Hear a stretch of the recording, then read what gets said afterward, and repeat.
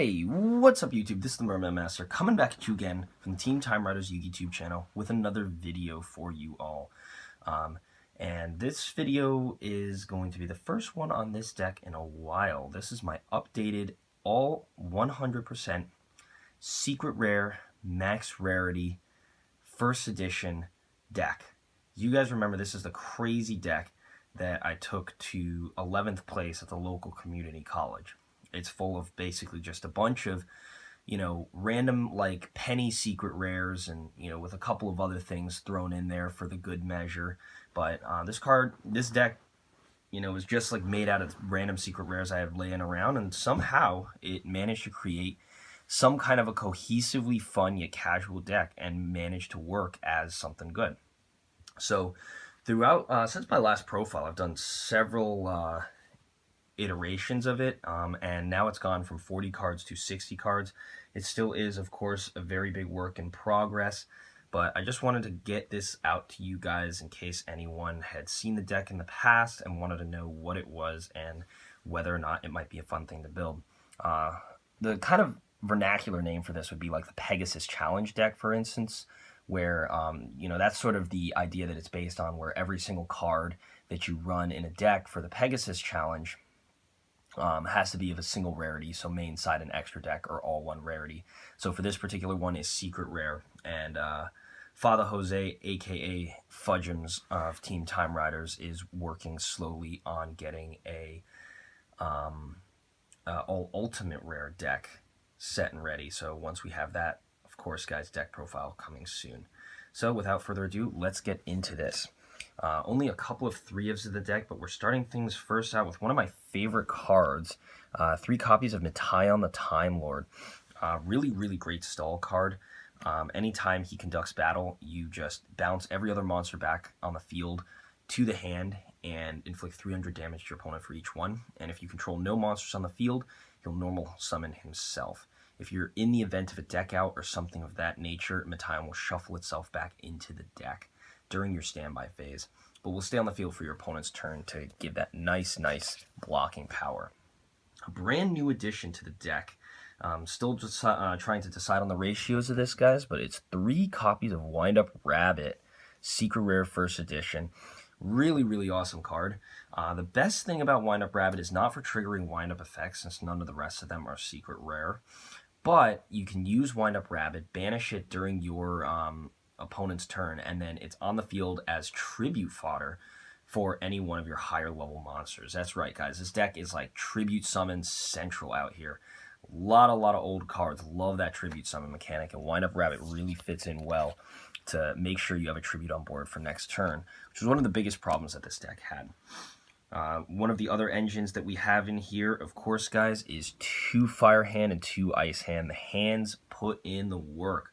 Very, very small engine in here, not too big of a thing, but it's a little bit of the defensive power that this deck has. And they are, sort of on the fringes of competition, which is just perfect for the deck. So, very, very good cards. You guys already know what they do. No need to explain that. Now getting into all of the, pretty much most, if not all of the one-ofs, guys. Starting out first, we have Vampire Dragon.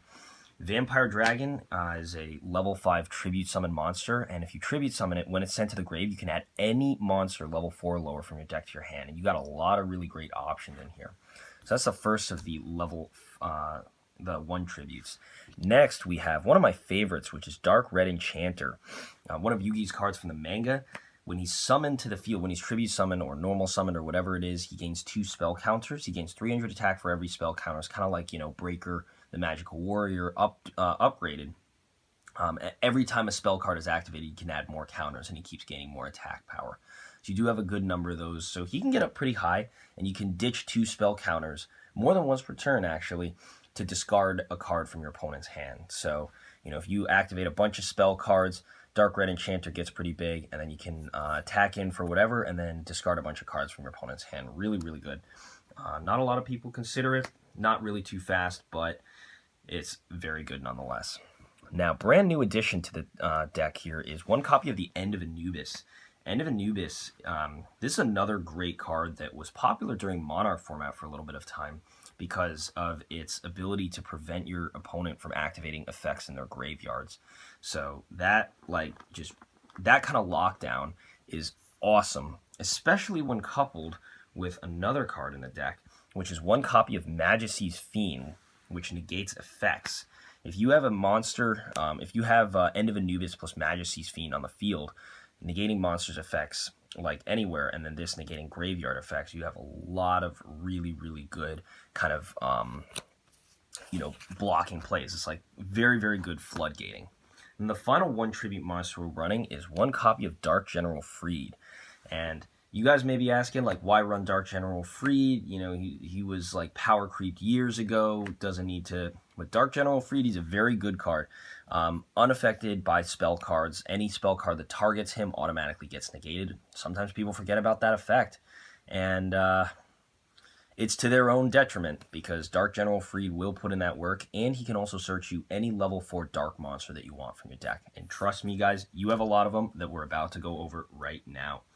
So, rather than kind of go over that, I'm going to show you the dark monsters all at once. We first have Dark Grepher. You know him. You love him. Just a very, very, like, versatile card. And one that definitely, you guys should be thinking about running in anything. Of course, we've got Breaker the Magical Warrior. We went over a little bit of that effect earlier. He's another level 4 dark. Lets you search some stuff from your deck to your hand. Very, very good card. Not even for searching, but like lets you, put that spell counter on there and then use that spell counter to pop a spell or trap your opponent controls. And if you don't choose to do that, he comes to the field as a 1900 beater with that spell counter. Next card that we have in here is a brand new secret rare I recently picked up. That's one copy of Stygian Street Patrol. When he's sent to the graveyard, you can activate his effect. He's great to send off of Dark Grepher, of course. I was huge in Infernities. You can activate his effect, banish him from the graveyard to special summon any fiend type monster from your hand to the field. So you can special summon one of my personal favorites in here, and another new addition, and that's Card Guard. Card Guard is another awesome secret rare fiend type monster, and when he comes to the field, he's kind of like Breaker, where he gets a instead of a spell counter, gets a guard counter, gets that 300 attack to go up to 1900. But you can take that guard counter and then put it on any card that you want. And that card, once while it's, if it would be destroyed by a card effect or by battle or whatever, you can just remove that guard counter instead, which is very, very good. Also, banishing for Stygian Street Patrol gets you some of that tribute fodder as well. And the final level 4 Dark Fiend that we have in here is one copy of Skullmeister. Really, really awesome card. Basically ditch it to negate an effect that activates in the graveyard. Just got reprinted, but this thing was like $20 or $30 right before that happened. A Starstrike Blast secret rare. Timeless set, that set. Now getting into the last of our low-level monsters before we move into some of the high-level stuff. Erin Lightsworn Monk is still in here. She's got a great mill effect, and then also attacking into defense position monsters and then shuffling them back into the deck before damage calc is like super, super good. If your opponent's on the ropes, Erin will really put in the work for you. Now, brand new edition that I just picked up is one copy of Machine Lord I've been looking for this card for quite a while and really, really wanted to add it to this deck. So when I saw it, I knew I had to pick it up. Machine Lord is a fantastic card. Can attack every single monster your opponent controls once each, but the caveat is that you don't inflict battle damage. But you can work with Machine Lord get him up, to higher powers and just swing on a bunch of your opponent's low-level monsters. You got Scapegoat tokens or something, which is popular nowadays.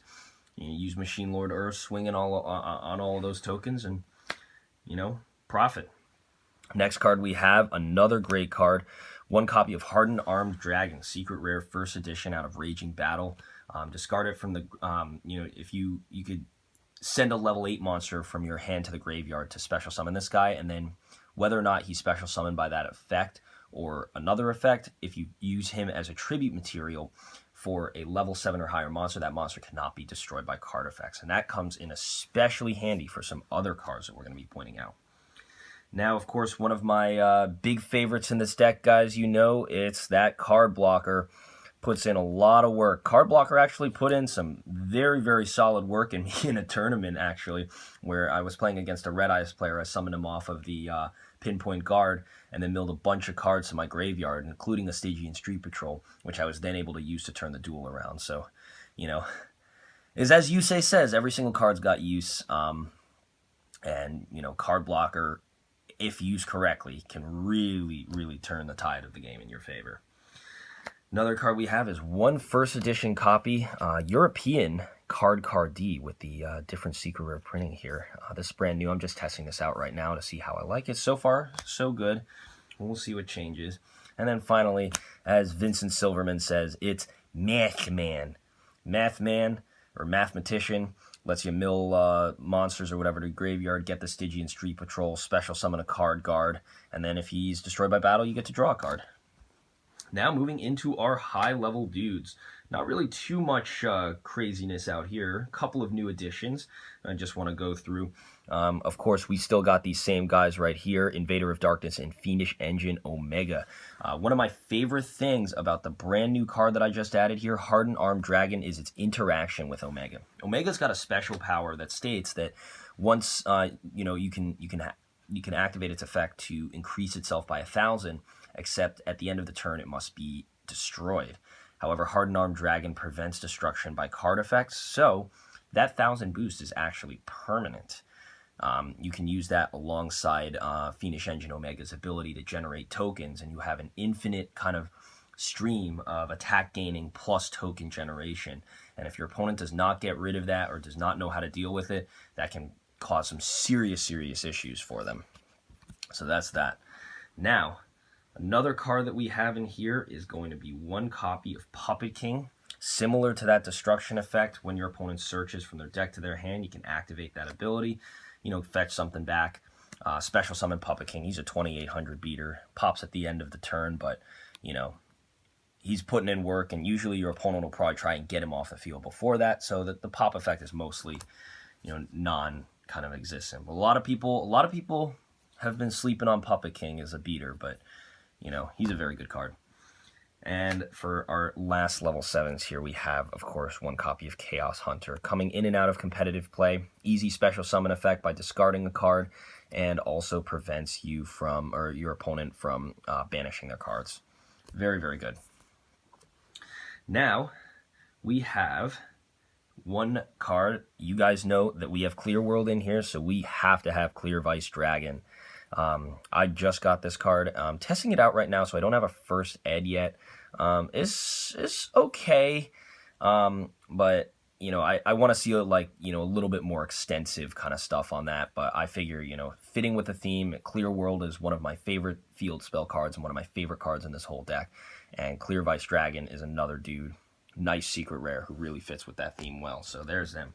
Now, another brand new addition to the deck, guys, is 2 copies of Masterpiece, the True Draco Slaying King. One Secret First Ed American, one Secret First Ed European.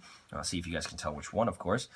But these Masterpieces, I put them in here right after the card got, or right after True Dracos got hit. And with the recent resurgence, you know, they're kind of coming back out. But Masterpieces are perfect in this deck. You have a lot of monsters. You have a lot of back row. Lots of continuous cards in this deck as well. So tons and tons of fodder that, you know, yes, it's not as good in here as it would be in True Dracos, but the synergy offered is insane. And Masterpiece can let you sit on him for, like, some time while you know, gather up your plays, gather up cards in your hand, and be able to make some of the, you know, more less known or less kind of crazy plays. Bonus points if you do manage to get a Masterpiece by tributing a Hardened Armed Dragon. That thing is literally impossible to remove from the field unless your opponent's got, like, a Kaiju or they're willing to beat it over in battle. So that is Masterpiece. Incredible card in this deck, and just really pulls the whole, like, secret rare theme together. Now we have a couple more cards in the deck. We got Gores for those direct attacks, you know, special summon them out. That's a retro pack version. And then fan favorite, guys, Mech Lord Emperor Skeel. Really great to special summon off destruction of Puppet King or of Fiendish Engine Omega or any other card in general. And, you know, if your opponent's got that Mirror Force, pop the thing, special summon this guy, and there's been times where I've swung for games, stolen Synchro monsters. Just really, really good card. And you know, one that a lot of people like. It has an interaction that a lot of people don't see coming. And then finally, Ceravis, the Ancient and Ascended, as your hand trap for protecting against those monster effects. So that's it for the monsters, guys. Now moving on to the spells and traps. The first spell, of course, that we have is the triplicate copies of Clear World. Love this card to pieces.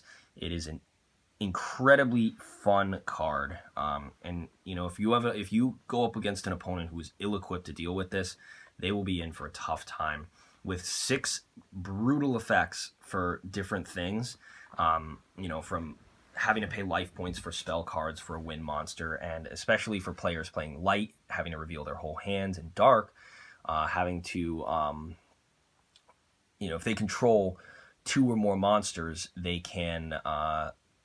They cannot attack. And the Clear World, you know, basically it's stuff stacks. So, you know, if you control a dark or an earth or a dark and a wind or something like that, not only can you not attack, but you also have to pay 500 life points every single time you activate a spell card, which, you know, all of that is just insane. And it's just such a good card, and it doesn't really affect us in the deck that much. And it will usually do a lot more harm to your opponents. Your opponents, like, at least in opponents that I've had, have always made it a priority to get Clear World, like, off the field ASAP. But so good, guys. I love the card so much. Now, another card that recently came into competitive fray is Trial and Tribulation. People are hyping this card up because of the new structure deck that just came out, or that was just revealed. And this came out along the same time Konami was experiencing with Tributes and Tribute Summon, but it in Advanced Zone. Basically, based on the number of monsters that you tribute with Trial and Tribulation, or based on how many tributes you use for Tribute Summon, with Advanced Zone, you get to activate certain special abilities. With Trial and Tribulation, you can either draw 1 card if you tribute 1, add a card back from your, add 2 monsters, any 2 monsters from your graveyard to your field, with 2 tributes, and then if you do 3 during the end phase, you get to destroy a monster. And then Advanced Zone is kind of similar, which is for the effect 1, you get to pop a set card. If you tribute 2, add or draw a card, and then 3, you can add any monster from your graveyard back to your hand. But these effects stack, whereas Trial and Tribulation does not. You have to pick 1, 2, or 3. But this one, if you tribute 3, you'll get to activate the 3rd effect, then the 2nd effect, then the 1st effect. So really, really cool. And not to mention, Advanced Zone as well is a continuous spell card. So really, really awesome. I can't count the number of times I've tributed that off for Masterpiece. Next card we're running in here is an Alexander Santos of Brockton, Massachusetts special, the Sword of Dark Rites. This is a powerful secret rare, equipped to a dark monster, and then if it's tributed at all, you know, for tribute summon, give them a little bit of extra power, and then you just get to add this thing right back to your hand, which is really, really cool. Most of the time it's tribute summon, but anytime it tributes, it kind of goes back and back again, like Guardian Dagger of Elma or whatever it's called. So, you know, there's just like waiting for some kind of combo to break this like wide open spell counters or some crap like that. We'll see. Next card we have in here, guys, Shard of Greed. Wait 2 turns, draw 2 cards, also a continuous spell. Really, really good. Lots and lots of synergy. And then, one of my favorite cards in this deck, I've always wanted to play this in something, and in here it is putting in the work, guys. It's Guarded Treasure. Discard 5 cards and draw 2, and then for each of your subsequent draw phases, you get to draw 2.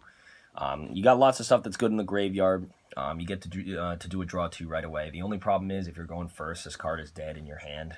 You have to be going second. Unfortunately, the Arc V rule kind of killed what was going on over here with Guarded Treasure, but whatever. It's still a really awesome, fun, interesting card. And plus, if you have this on the field with a monster, the card guard, because card guard can put his counter on Guarded Treasure and protect it even more. Let's just hope your opponent doesn't have a Cosmic Cyclone.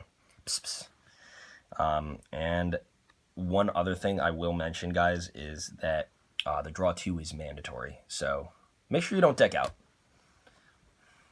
But, you know, in the long game, if your opponent doesn't rid you of the field of it, it'll really come back to bite them in the butt, or in the ass again. Next, we got Shared Ride. Really, really good. Lots of decks are searching these days. Just activate that Shared Ride against dinos or like whatever. Draw a bunch of cards. Galaxy Cyclone, pretty self-explanatory. I picked up a Cosmic Cyclone, but now that it's getting an ulti reprint, unfortunately, it's not going to be in the deck any longer, but still we got Galaxy Cyclone, which is a very good card. I have 3, but, you know, it is a little bit more situational than it should be. Pot of Desires, guys. Brand new card. Pot of Desires. I picked up another copy of a secret rare again. As you guys know, I had 2 secret rares in the beginning, but now with this Pot of Desires, I have the ability to mill 10 off the top and draw 2 cards. And, you know, there's not really anything that's any more useful than anything else in this deck. So there's nothing that you can really banish that would be, like, less useful or, like, combo PC. Besides maybe, like, the hands, for instance, but... very, very good card. And then since this is a 60-card deck, guys, we gotta have that Grass Looks Greener. Really, really good card. And, I mean, now that I have it, like, I'm testing it out. We'll see what happens. But hopefully some good stuff soon. Now that's it for the spells. Moving into the trap cards. Starting off our trap lineup is 2 copies of Ultimate Providence. You guys, if you've seen my last deck profile, probably remember this. Ultimate Providence is... incredible as a counter trap. You just activate its effect whenever a specific type of card is activated, monster, spell, or trap, and then by discarding the same type of card as the one that was activated, you can negate that effect and destroy the card. So lots of times you'll have like lots of monsters in your hand, and activating this will allow you to get like, you know, maybe a monster you want to your graveyard, and at the same time negate something that your opponent has. So really good way of getting useful stuff out of your hand. Still one of my favorite trap cards and one of the first ones in the deck. It's that First Monarch.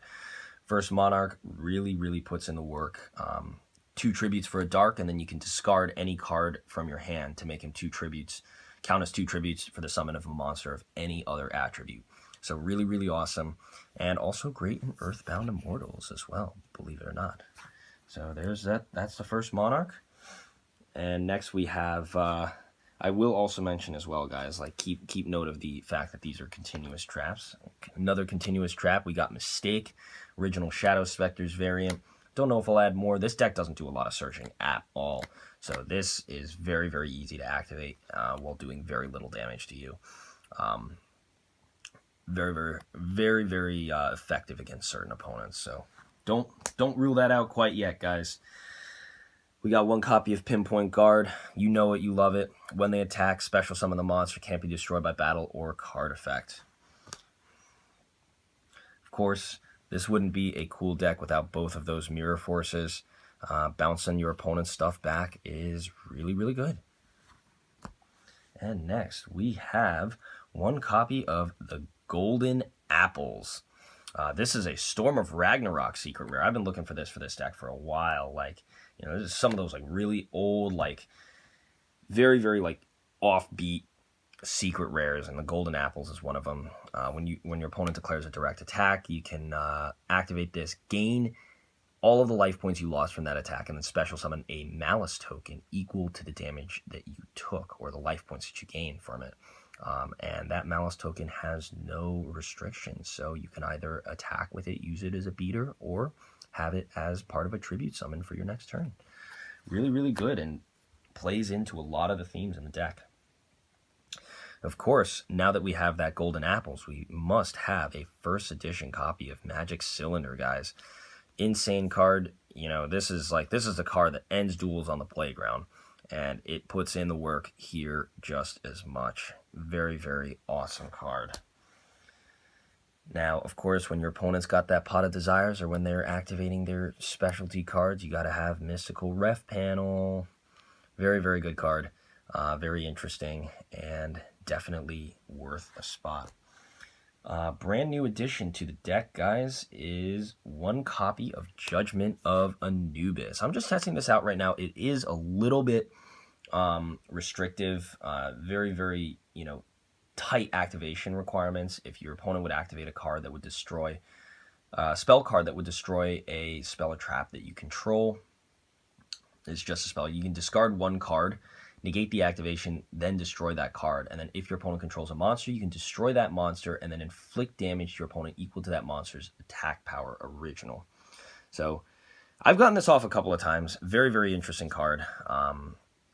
Definitely worth considering, if only for that, but, you never know. So that's Judgment of Anubis. And then finally, of course, we have the self-explanatory Ring of Destruction. So that's about going to wrap it up. This took a little bit less longer than I thought it was going to. I thought it was going to be a really, really long deck profile because a lot of these cards really are unknown. But, the stuff just works together on a different level. And, there's not really anything I can say besides, like, it's just very, very good. It's effective. It's lots and lots of good cards, guys. So, think about it that way. And, yeah. So, thank you guys so much for watching the video. If you liked it, please remember to rate, comment, and subscribe on the Team Time Riders YouTube channel. And we'll catch you guys next time. Peace out.